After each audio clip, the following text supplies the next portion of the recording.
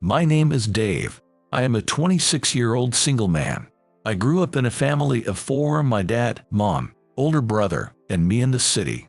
Now, I am an ordinary office worker. I often think that when people talk about ordinary folks, they mean people like me.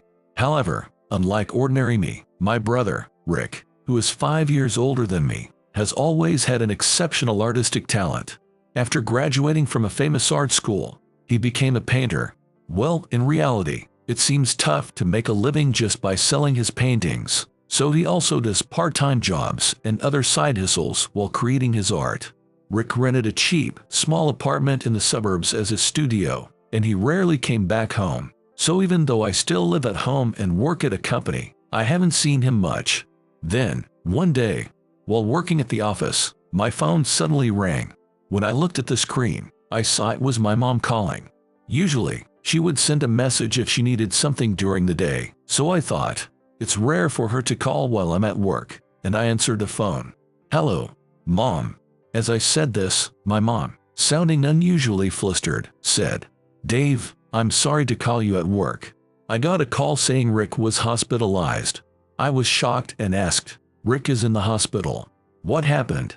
Mom, crying on the phone, explained, "You know he hates hospitals. Even though he wasn't feeling well, he avoided going. But today, he finally went and found out he has advanced cancer. They are going to operate immediately." What? Rick is only 31. Can someone so young get cancer? I was even more surprised and almost shouted, but quickly lowered my voice since I was at work. I thought people in their early 30s were still young and far from such diseases. But I had heard about young people getting cancer on TV and the internet, and for the first time, I realized it could happen to anyone. I understood that my previous confidence that it can't happen to someone close to me was misplaced. Anyway, I'm going to the hospital to sign the surgery consent form, so I just wanted to let you know," my mom said, crying and speaking haltingly. "I'll head to the hospital right now." I replied, "Don't you have work, Dave?" Mom asked, and I remembered that I had an important meeting coming up, making it hard to leave. "I don't think his life is in immediate danger, so visit him when you can," she said. "Okay, I understand," I agreed. A few months after that shocking day, my brother passed away at the young age of 31, despite the treatment. The cancer was discovered late, and even after surgery, some remained. Because he was young, it progressed quickly. I visited him in the hospital as much as I could while he was still alive, but it was really tough seeing him weaken day by day.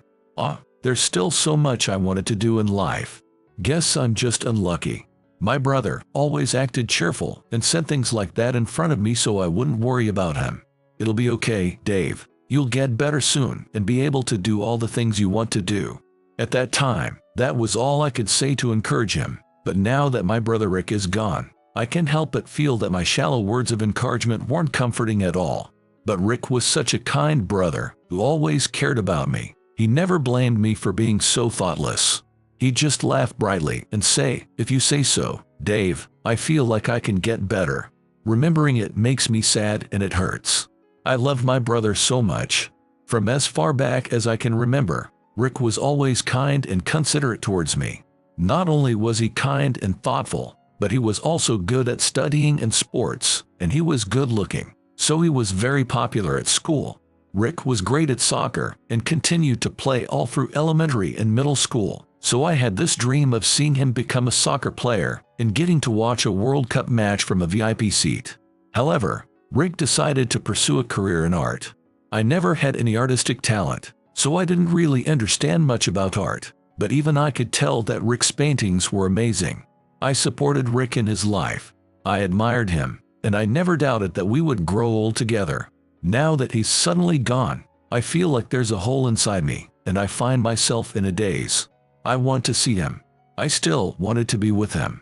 We were just laughing together not long ago. Life is cruel, and it's hard for me to accept. My parents are grieving just as much as I am. I can understand the pain of losing a child before yourself. Rick rarely came home to visit, so our daily lives weren't different, but the fact that Rick was no longer in this world changed us so much. It was surprising how much quieter we all became, and our family spent each day with sad expressions. My mom cried every day. her eyes always red and swollen. Before Rick rented a studio, he lived at home, and it was a Sunday morning tradition for Mom to make coffee. But after Rick passed away, Mom started making coffee for 4 again. Rick always put 2 spoonfuls of sugar, she'd say, adding sugar to the coffee in the mug Rick used when he was alive. "Kate, please stop. Rick is gone. Doing this only makes it harder for us," Dad said one Sunday morning, the 3rd one after Rick's death. "Don't say that. I still can't accept that he's gone." "I'm different from you," Mom replied. "What? You're acting like I've already forgotten about him and that I'm a cold-hearted parent. You don't understand how I feel at all." Dad snapped back. "You don't understand how I feel either," Mom said, bursting into tears.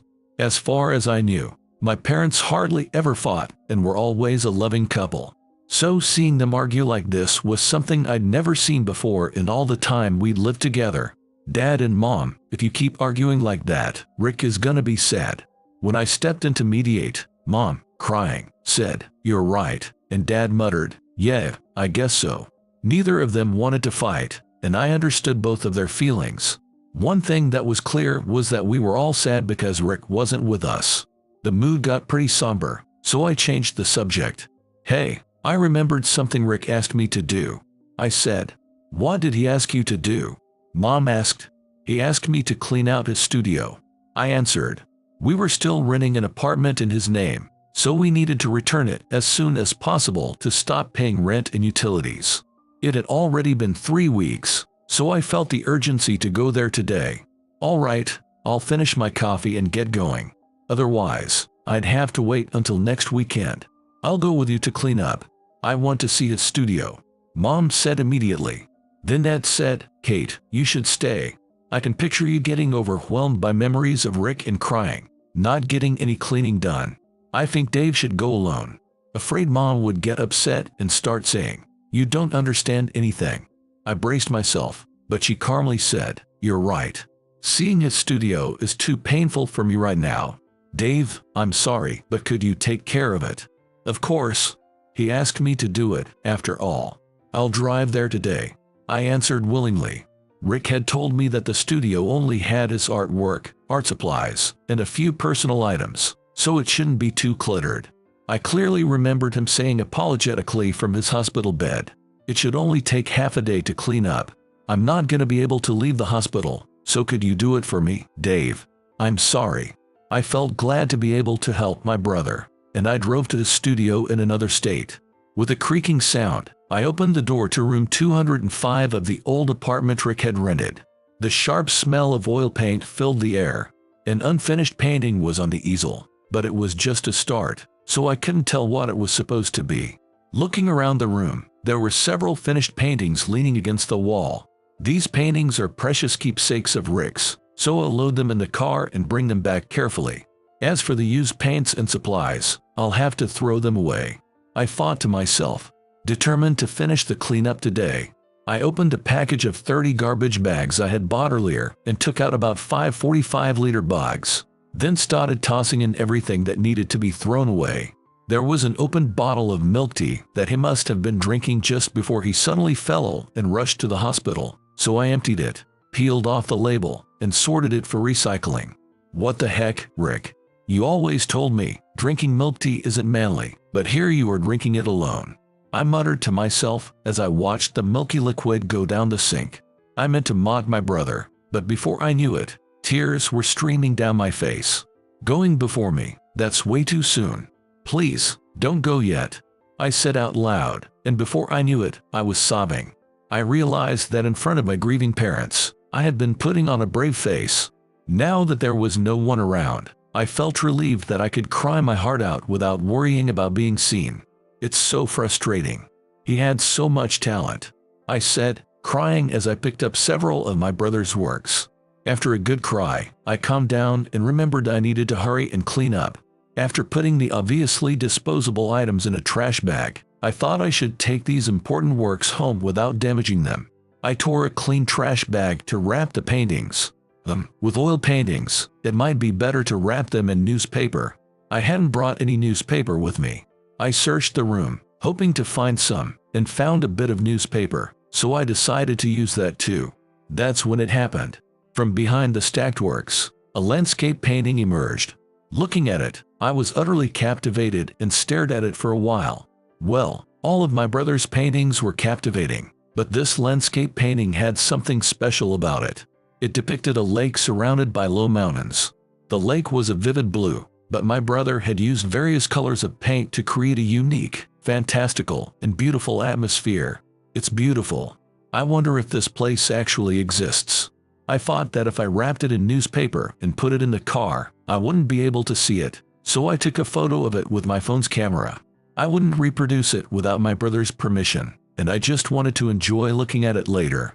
Then, I reminded myself, if I don't speed up the work, it'll be dark soon, and switched gears to focus on cleaning the room.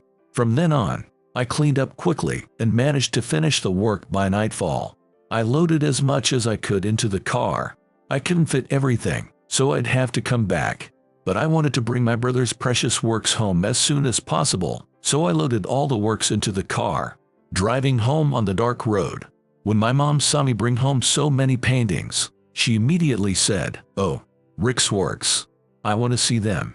But then she reconsidered, "But it'll just make me sad thinking about Rick again. And it's such a hassle to unwrap everything when it's all wrapped up. I'll hold off on looking today." In her way, my mom was trying to manage her emotions while still being concerned about my brother. I tried telling my mom I took a picture of just one piece, so I had the image on my phone.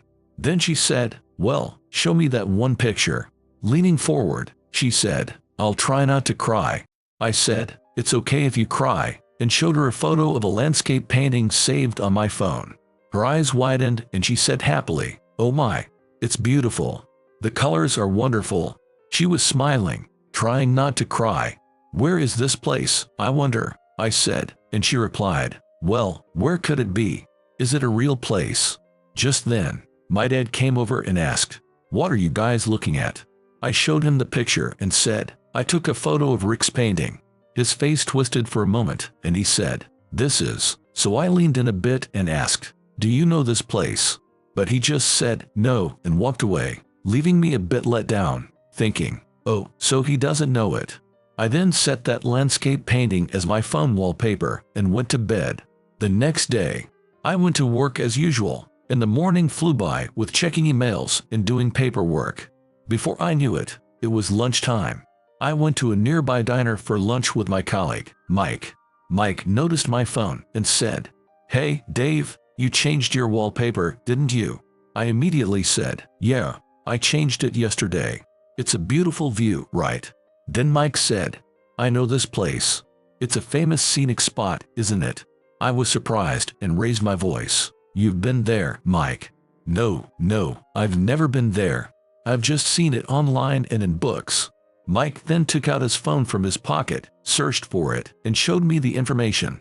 "I see. It's a place you can go on a day trip from the city by car." I was glued to the information about the scenic spot that Mike had found. My brother had used unique colors in his painting, so the colors were different from the photos online. But the more I looked at it, the more I thought it must be the same place. I thought I should take the opportunity to visit that place soon. A week passed, and it was Sunday. Since I had a little bit of cleaning left to do at my brother's studio, I drove there early in the morning. I finished all the cleaning by early afternoon, managed to complete the moving out procedures for his apartment, and felt relieved. Then, I drove to the place my brother had painted. I wasn't sure if it was really the same place, but since it was only about an hour's drive from his studio, I thought maybe my brother had gone there alone to paint the scenery. I arrived at the destination, parked the car, got out, and walked a bit. Wow, it's dozens of times more beautiful than in the photos. I was captivated by the scenery. The cobalt blue lake was more vivid and beautiful than the painting my brother had created. Of course, it's needless to say that my brother's painting was also beautiful. However, since the painting included my brother's subjective perspective, it was an artwork, whereas the scenery before my eyes was pure reality. The smell, sound, light, and wind stimulated my body many times more than viewing the painting, and I couldn't resist that fact. By merging what my brother felt here with what I was feeling now, I felt connected to him, even though he was no longer in this world. If I come here, Will I be able to meet Rick? As I mumbled this to myself and enjoyed the nature, I was suddenly addressed from behind. Tom. Aren't you Tom? When I turned around, I saw an elderly lady, probably close to 80. She was calling me Tom and looking at me with nostalgic eyes. I think you have the wrong person. I was about to say that when I suddenly realized that Tom was my father's name. No way could my father have had some connection with this old lady. I had never heard of any relatives or acquaintances in this area. However, the old lady, with a look of certainty, came closer to me. You haven't come around for a long time. I'm glad to see you're doing well. By the way, I have something to give you the next time you visit, so please drop by my place later. The old lady said to me. At that moment, hey, Granny Cindy, you can't just talk to strangers like that. Come back here. A middle-aged man, about halfway between me and the old lady in age, came running from a car and shouted, "Sorry, my mom mistook you for someone she knows." The man came closer to me and apologized. No, it's not a problem at all. I imagined that the man had driven his mother to show her the scenery with her cane. But Tom is right here, look. The old lady still believed I was Tom. Then the man, after looking at me for a moment and thinking, said, "You do look a lot like Tom, but you're way too young. Just to be sure, you aren't Tom's son, are you?" The man asked me. Well, actually, my father's name is Tom. When I answered, the man looked surprised and said, "What?" Then he asked, "Are you the son of Tom Miller?" When I replied, "Yes," he said, "Are you Rick?" I felt a mix of happiness and fear, knowing this man knew about my father and brother.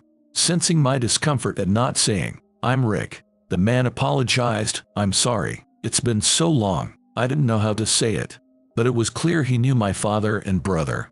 The elderly woman insisted, "I have something for Tom," so I decided to visit their house before heading home.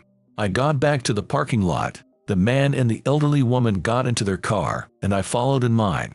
After about 20 minutes of driving, we arrived at their house. "This is what my mother wanted to give you," the man said, handing me a photo. It showed my own father, my brother around age 5, and a woman holding a baby. "Is this?" I started to ask, and the man said, "That baby is probably you. This boy is Rick, this man is Tom, and this woman is Jessica." Jessica. I was confused, and the man quickly added, "Have you not been told about her?" When I said, "No," he apologized again. "I'm so sorry. Please forget I said anything. I don't know what I was thinking. But since you are here, please give this photo to Tom," hurriedly putting it in an envelope and handing it to me. "Wait, who is she? Who is this woman?" I pressed, unable to let it go. I realized I'd never seen a photo of myself as a baby. If this is me at 0 years old, who is this woman holding me? This photo is of Jessica, her husband Tom, and their 2 cute sons, my grandsons. The elderly woman explained. Eventually, the man, named John, told me everything. John was hesitant at first but decided I had the right to know since I was already 26. He told me everything as I pleaded, "Please, tell me." I couldn't believe how fate led me to this moment at the scenic lake spot. I felt my brother and mother guiding me. The woman I'd always thought of as my mother, Kate, was not my birth mother. The woman who gave birth to me was named Jessica. John was Jessica's brother, making him my uncle. The elderly woman was my maternal grandmother. They lived a bit away from the lake, where my birth mother was born and raised. My birth mother passed away from illness when I was a baby, meaning she died not long after that photo was taken. Jessica had always been frail, so they had hired Kate to help with housework and childcare. It was a shock to learn that Kate, the woman I thought was my mother, had originally been a helper, but I sensed that John didn't know my father Tom had married Kate, so I didn't mention it. I did tell him about my brother's passing, thinking it wasn't something to hide. When I showed the photo of my late brother to John, he said, "Come to think of it, maybe he was painting near the lake 1 or 2 years ago," and he cried, saying, "I didn't realize it was Rick from a distance. I should have gotten closer and talked to him." Cindy, being elderly, had difficulty understanding the conversation between me and John, and kept asking, "Is my grandson doing well?" Despite all this, I was surprised by many things, but I was glad to learn that my relatives lived there and that I could meet them. I told them, I'll come again. Carefully put the photo in my bag and headed home, parting ways with them. On the drive back, I had mixed feelings, but I didn't hold any grudge against my parents for keeping it from me. Even though I now knew they were my adoptive parents, my stepmother, Kate, had always loved my brother and me as if we were her own, being our mom without any doubt. Still, I felt a bit awkward. How should I face my parents? They probably never imagined I would come back knowing the truth. Did my brother know? Was I the only one kept in the dark? There must have been a reason for not telling me. Lost in thought, I arrived home, got out of the car, and opened the door with some anxiety. Welcome back. I was worried because you were late. Sorry for leaving all the cleanup to you, Kate said. Trying not to show any discomfort, I responded as usual. Nah, the work wasn't too hard. I just took my time. Dad was in the living room and said, sorry for leaving it all to you, echoing Kate. So I replied, Rick asked me to handle it. Since there was no point in hesitating and feeling uneasy, I decided to show Dad the photo John had given me right away.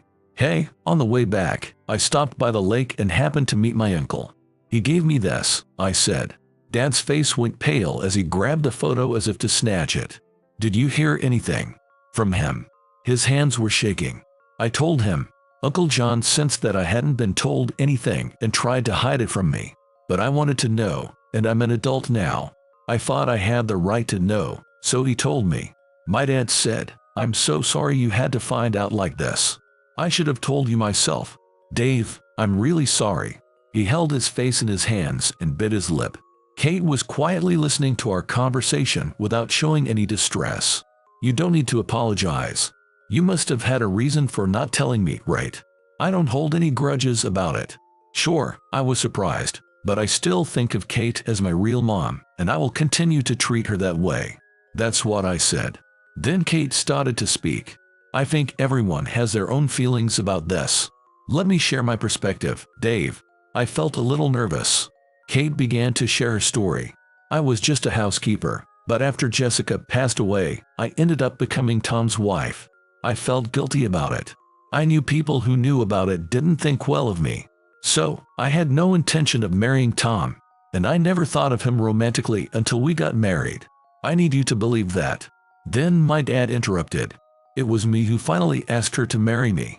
You may not understand this now, Dave, but I lost my wife when my kids were young, and I was at a loss as to how to raise them alone. Nowadays, it's normal for men to be involved in child care, but I had no confidence in my ability to raise kids and felt overwhelmed. Kate was worried about me and the kids. Even after Jessica died, she continued to take care of the house and the kids. The kids grew attached to Kate, and I became convinced that if she became their mother, they would be happy. So, I asked her many times to marry me. I listened quietly.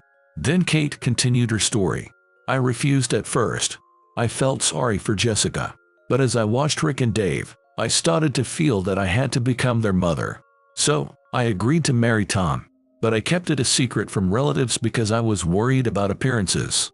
I wasn't doing anything wrong, but I cared about what people thought. However, becoming a mother to Rick and Dave has been the greatest happiness of my life, and I still feel that way. I've never once thought of them as not my real children. I thought for a while and then asked, Rick knew you weren't his biological mom, right?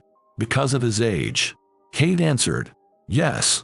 Rick remembered Jessica well and understood that I became his mom later. But Rick was such a good kid.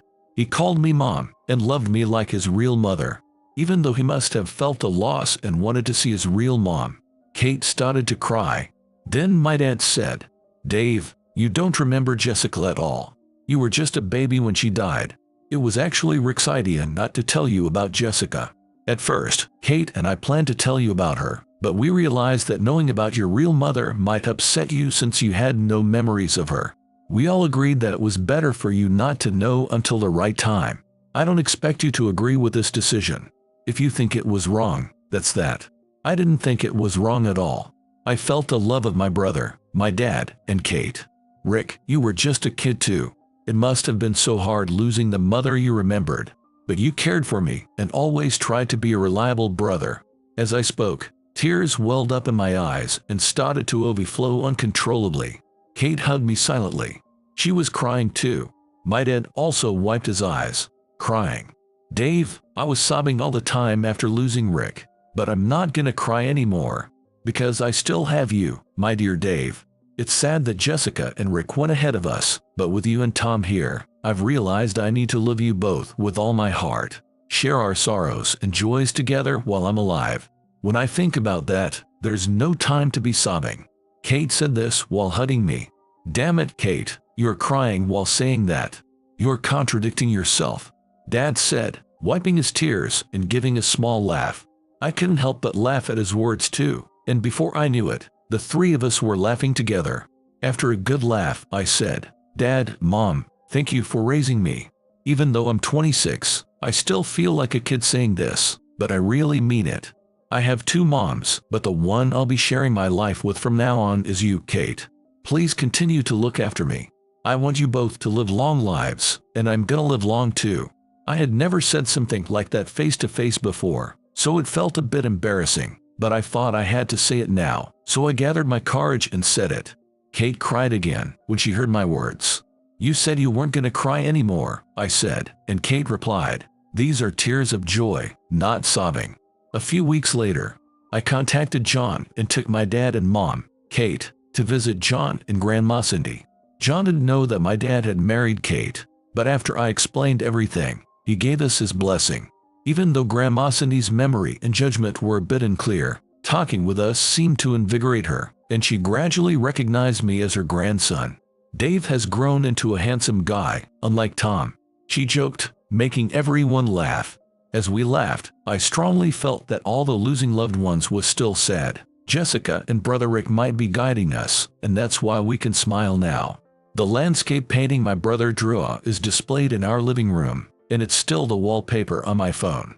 I think that painting brings good luck, and maybe that's why I found such a wonderful girlfriend. My work's going well too, probably thanks to that painting. My brother and my birth mom are always in my heart.